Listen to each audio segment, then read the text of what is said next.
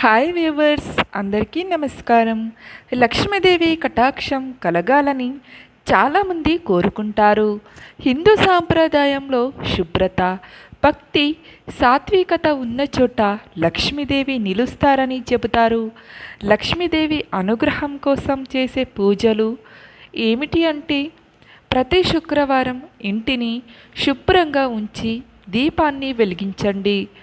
సాయంత్రం తులసి మొక్క దగ్గర కూడా నూనె దీపం పెట్టడం చాలా మంచిదని భావిస్తారు. ఫ్రెండ్స్, మా వీడియోని అయితే స్కిప్ చేయకుండా చూడండి. రోజు లక్ష్మీదేవి పూజ ప్రత్యేకంగా చెయ్యాలి. ఓం శ్రీం మహాలక్ష్మయే నమః మంత్రాన్ని 108 సార్లు జపించవచ్చు. పాలు, పండ్లు, పసుపు, కుంకుమతో పూజ చేయడం శుభప్రదంగా భావిస్తారు. ఇంట్లో కలహాలు, అశుభ మాటలు తగ్గించి ప్రశాంత వాతావరణం ఉంచడం ముఖ్యమని అంటారు.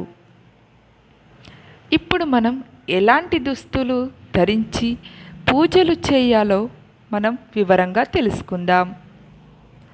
లక్ష్మీ పూజ సమయంలో సాధారణంగా శుభ్రమైన, సాత్వికమైన దుస్తులు ధరించడం చాలా మంచిది.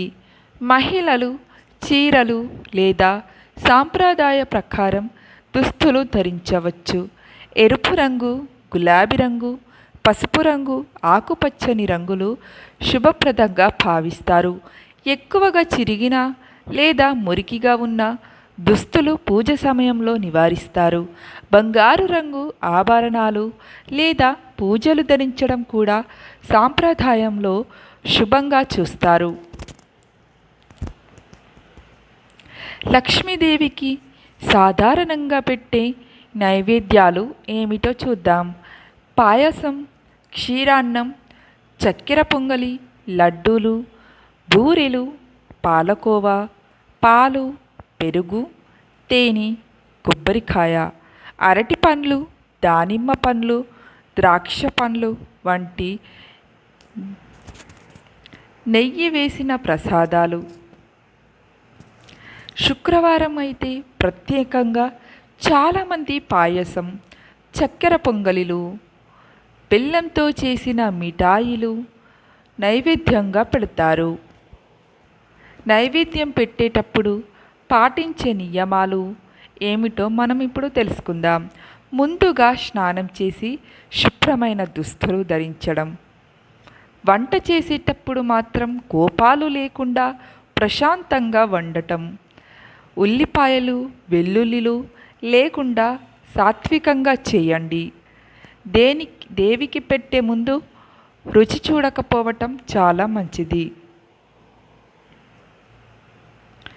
ఫ్రెండ్స్, మీరు ఇలా మనస్ఫూర్తిగా చేసినట్లయితే లక్ష్మీదేవి మన ఇంట్లోని తిష్ట వేసుకొని కూర్చుంటుంది. మంచి మనసుతో పూజించండి. లక్ష్మీదేవి కటాక్షం పొందండి. ఫ్రెండ్స్, మా వీడియోస్ కనుక మీకు నచ్చినట్లయితే ఒక లైక్ కొట్టి షేర్ చేసి ఓం నమః శివాయ అని చిన్న కామెంట్ పెట్టండి.